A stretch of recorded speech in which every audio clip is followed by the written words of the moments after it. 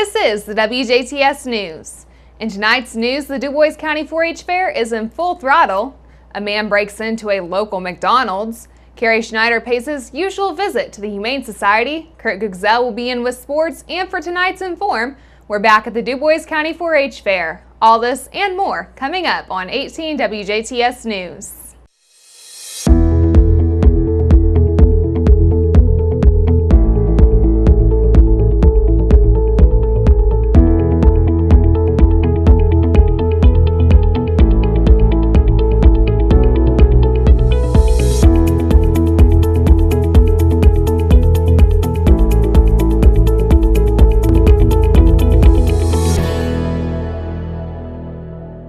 Good evening, I'm Journey Davis here on 18 WJTS with the news. A Davies County man was placed under arrest late Monday evening on multiple charges after he was observed entering and looking through several vehicles at a Jasper fast food restaurant. Around 11 o'clock last night, officers with the JPD responded to the report of a male subject committing the acts at the Southside McDonald's. Officers made contact with 33-year-old Michael Weathers of Washington after management pointed him out. Police say Weathers was uncooperative and would not stop yelling and cursing in the parking lot as officers conducted their investigation. They say Weathers threatened to fight the officer and made aggressive movements. When officers attempted to take Weathers into custody, they said that he became combative. After tasering Weathers and going hands-on with him, he was taken into custody and was booked into the Du Bois County Security Center on misdemeanor charges of public intoxication, disorderly conduct, and resisting law enforcement. Officials with the City of Jasper and the Jasper Park and Recreation Department say that they have received multiple reports of residents that have been seen swimming in some of the ponds and other water areas of the parklands. In a Facebook post, the city reminds patrons that swimming is not permitted at the newly opened park. City officials have received numerous of these reports, as well as reports of patrons jumping and diving off the piers. Park rules specifically state that this is not allowed. Patrons are allowed to fish now in the middle pond from the Boardwalk Pier. The park also includes a splash pad for those looking to cool off.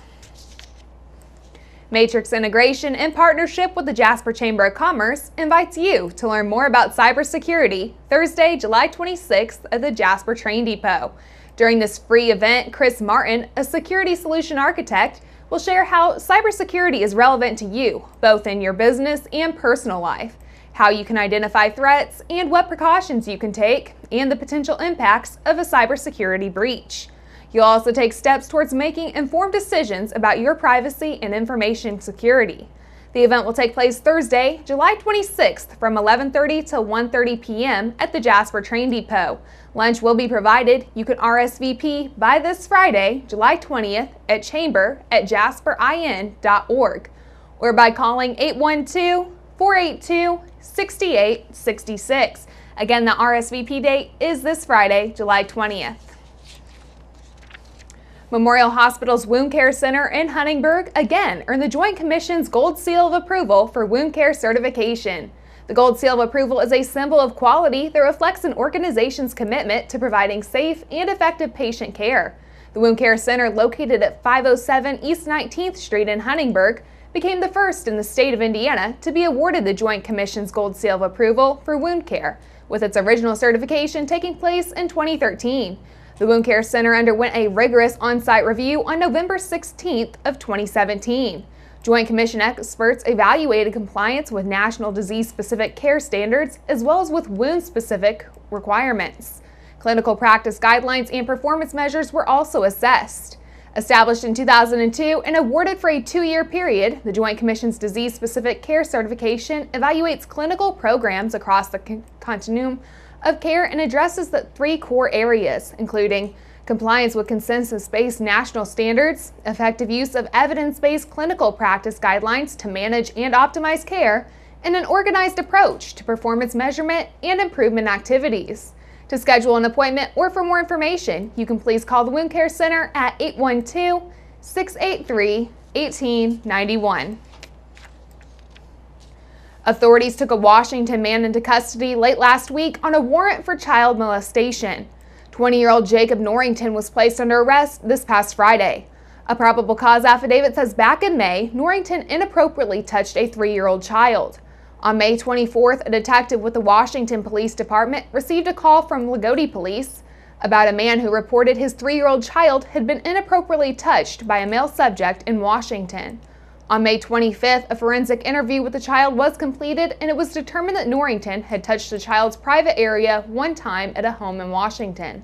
Police spoke with Norrington, who first denied touching the child, but then admitted to grabbing the child's crotch area and that doing so had aroused him. Norrington appeared in court with custody of Daviess County Sheriff's Department Monday. His bond has been set at $100,000, and he's set to appear in court again November 27th. 3 people were arrested after a theft and a battery incident this past weekend in Greene County. Around 10 o'clock this past Saturday evening, Indiana conservation officers responded to the call of a theft and battery after 18-year-old Willis Martindale III of Duggar was found injured on the side of a rural road. Authorities say the 18-year-old William Jeffrey of Duggar, as well as 25-year-old Christine Nichols and 25-year-old William Edmondson III, both of Linton, were arrested and are facing multiple felony drug theft and battery-related charges.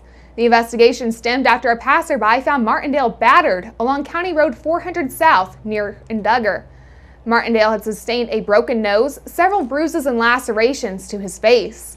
He told officers he was driven from Duggar to the area by 2 men and a woman, where he was then allegedly strangled and beaten over the head multiple times with a handgun. Martindale reported that the suspect stole $1,000 in cash from him and backpack that was valued at $790 before leaving him alongside the road. Indiana conservation officers checked several houses in Greene, Sullivan, and Knox counties while they were attempting to locate the vehicle and the 3 suspects. All 3 were located at a residence in Bicknell. Nearly $600 in cash and 4.3 ounces of marijuana, divided into several individual bags, were also recovered at the scene. The Bicknell City Police Department, the Vincennes Police Department, and the Jasonville Police Department also insisted with this investigation. Indiana's cities are growing each year, but there's still thousands of acres of nature to explore in the state. During Parks and Recreation Month, Hoosiers can experience the natural beauty of Indiana by taking advantage of over 3,600 miles of public trails in 25 state parks available across the state. District 48 State Senator Mark Mesmer of Jasper says while these trails and parks are open to the public, many Hoosiers own property near them, and it is not uncommon for visitors to pass through the private property to access them. While some property owners may be happy to allow community members to walk through their property to access a public trail or park, Mesmer says they would be held liable if anyone was injured on their property. To protect landowners in this situation, the Indiana General Assembly passed House Enrolled Act 1115 this past session. Under this law, if an individual is injured while using private property to access a trail, greenway, park, or similar area, the landowner will not be held accountable for the injury. Mesmer says landowners can now have peace of mind when their property is used to access the beautiful parks and trails in our state. This session, legislators also made a priority to find a balance between individual property owners' right and government oversight when it comes to online platforms like Airbnb and VRBO. House Enrolled Act 1035, which Mesmer sponsored, guarantees homeowners the ability to rent out their primary residence. The act prohibits local governments from enacting ordinances that will ban homeowners from using their primary residence as a short-term rental, but allows local governments to regulate the use of non-owner-occupied residential property for short-term rentals by requiring a special exception, special use, or zoning variance. These short-term rental businesses are booming, helping drive Indiana's tourism economy forward.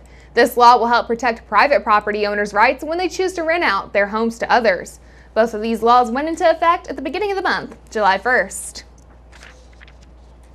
Lawyers for Indiana Attorney General Curtis Hill have filed now the court papers that are challenging out the appointment of a special prosecutor who will investigate whether he drunkenly groped a lawmaker and 3 legislative staffers.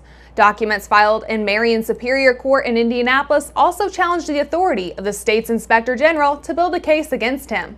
The documents were filed late last week, asking Judge Lisa Borges to recognize that there's no immediate need for a special prosecutor because no criminal allegations involving the March incident at an Indianapolis bar have yet been filed with law enforcement authorities, and they request that she take no further action in selecting one.